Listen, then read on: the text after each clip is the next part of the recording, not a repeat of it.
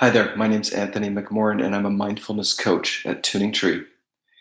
In this short video, I'm going to briefly go over mindfulness, fight or flight, and resilience, which really could be a couple of hours conversation, but I'll get to some nuggets here. First of all, what is mindfulness? Mindfulness is simply being aware of what's happening while it's happening, being aware of our bodily sensations, our thoughts, and our feelings, and our environment. It's not rocket science. Resiliency or resilience is our mental, emotional strength and flexibility.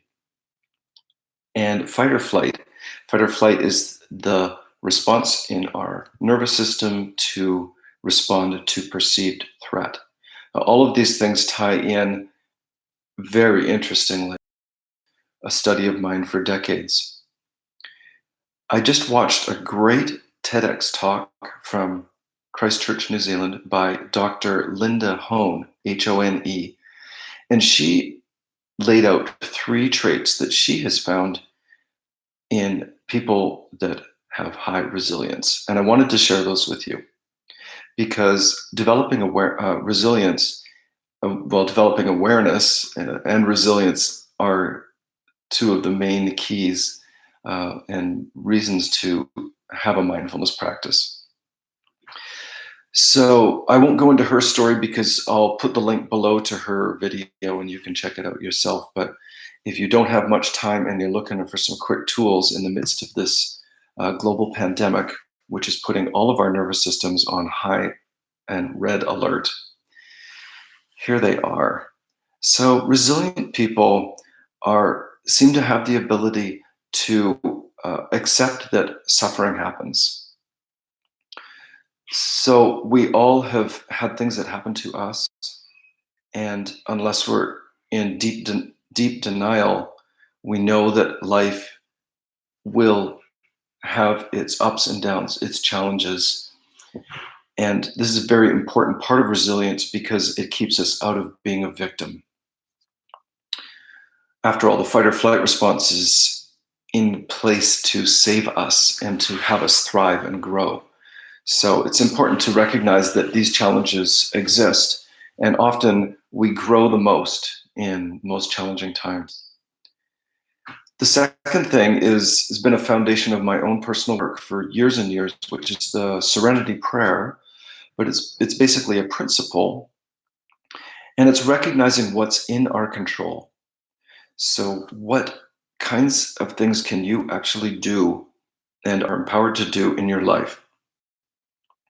And this is very important, especially when there's some enduring or relentless fight or flight, as there is now for weeks and months, possibly longer, we don't know, with COVID-19. It's important to focus on what we can do. Sometimes these are the simplest things. Wake up, get out of bed, get dressed, feed the children, feed yourself, do something productive, do something that moves you towards your goal, moves you towards your safety, moves you towards your fulfillment, towards your contribution to others. So identifying the things you can do. So the second part is accepting the things you have no power over. That's extremely important. It's kind of the pole of knowing what you do have control over is knowing what you don't have control over, and be very sparse in how you let those things into your life. Make sure it is serving you to check the media or the news for what you need to know. How does it empower you to act differently? If it's just taking us down this dark spiral into catastrophic thinking, it's not serving us. And so it's important to recognize what we don't have control over. All right. And then the third thing, of course, is the wisdom to know the difference between these two things.